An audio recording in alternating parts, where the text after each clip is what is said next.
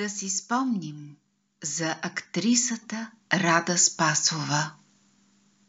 Рада Спасова е родена в Смолян на 9 октомври 1945 година. В 40-годишната си творческа биография в българския театър е изиграла повече от 100 роли на сцените във Велико Търново, Габрово, Разград, Варна, Шумен. Завършва актьорско майсторство в класа на професор Филип Филипов във Витис Кръстю Сарафов. Тя е от първия випуск на департамент театър в НБУ в специалността арт менеджмент. Рада Спасова и съпругът й Спас Спасов са рядко срещана емоционално и професионално свързана двойка. Познават в детайли театралния механизъм и през целия си живот работят за неговото усъвършенстване. Сключват брак на 24 май 1974 година в Разград, кумува легендата Георги Парцалев. Дъщеря им Ваня Спасова, изкуствовед, днес също е намерила в театъра своя истински дом. Рада Спасова е успешен директор на драматичен театър Антон Страшимиров Разград, драматичен театър Стоян Бъчваров Варна и драматично-куклен театър Васил Друмев Шумен, чиято камерна зала днес носи нейното име. Актриса с изключително енергийно присъствие, сред върховите й роли са Малама във Вампир на Антон Страшимиров,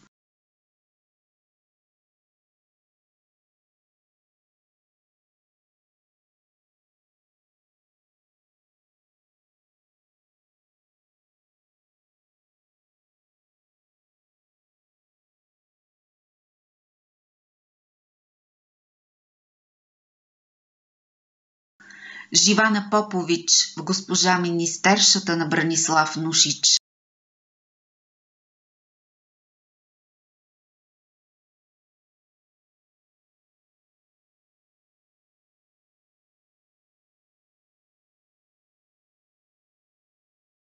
Евгения в На оживеното място на Островски,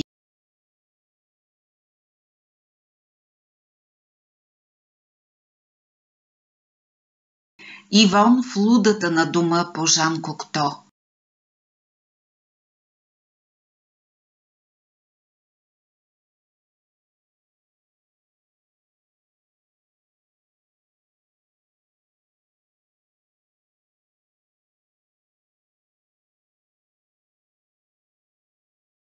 София във Вчерашни целувки на Юрий Дачев,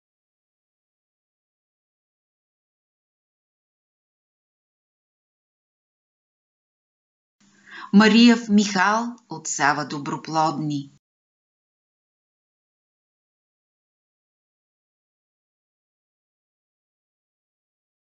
Раневская във Вишнева градина на Чехов,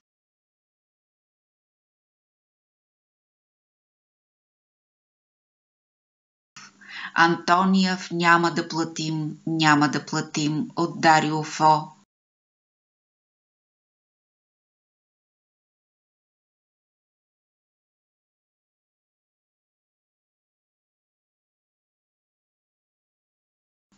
Кручинина в Без вина виновни на Островски,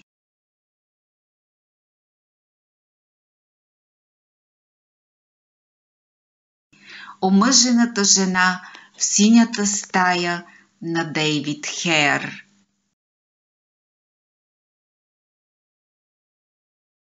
Стрина Гена в Щръклица от Панчо Панчев,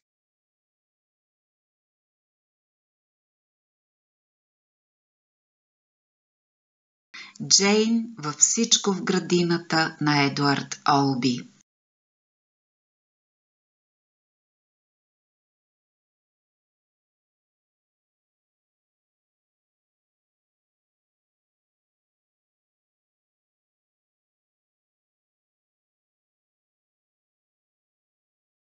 Многократно Рада Спасова е участвала в национални и международни театрални фестивали и форуми: Друмеви дни, Варненско лято, Аполония, в Русия, Македония, Румъния и други.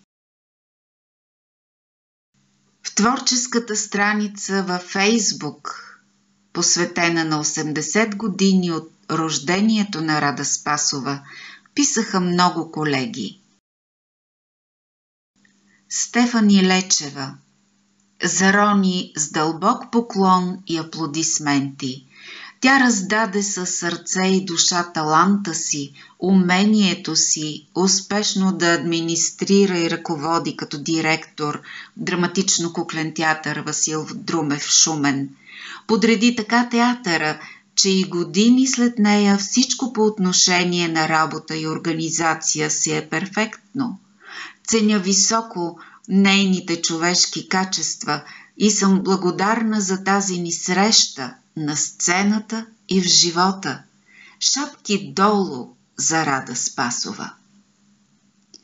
Мария Петрова Енева, Рони, изцяло отдаден на театъра човек, на добрия театър. Правеше и невъзможното, за да реализира мечтата си за театър. И се случваше. Елена Баева. Поклон пред талантливия творец и ръководител Рада Спасова, неповторимата личност и приятел Рада. Рая Радушева. Беше страхотен директор и мениджър във време, когато думичката мениджър не беше много популярна. Тогава спектаклите в Разград се играеха по 50, 60 и повече пъти, без звезди или мечки. Звезди бяха актьорите от трупата на театъра, обичани и почитани от всички. Анастасия Бабарова.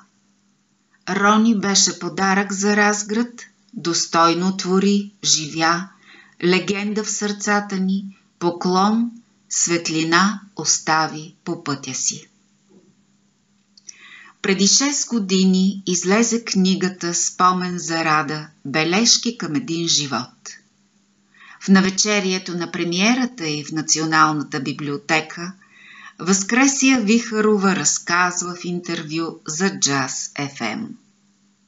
Независимо къде работеше Рада, тя работеше така, все едно, че управляваше световен театър. Принципите й, липсата на компромиси, мисленето в перспектива, те не бяха свързани с по-малките или по-големи места, в които работеше.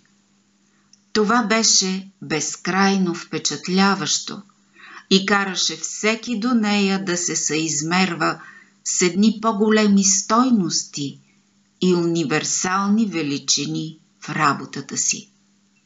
Тя създаваше и управляваше тенденции в българския театър.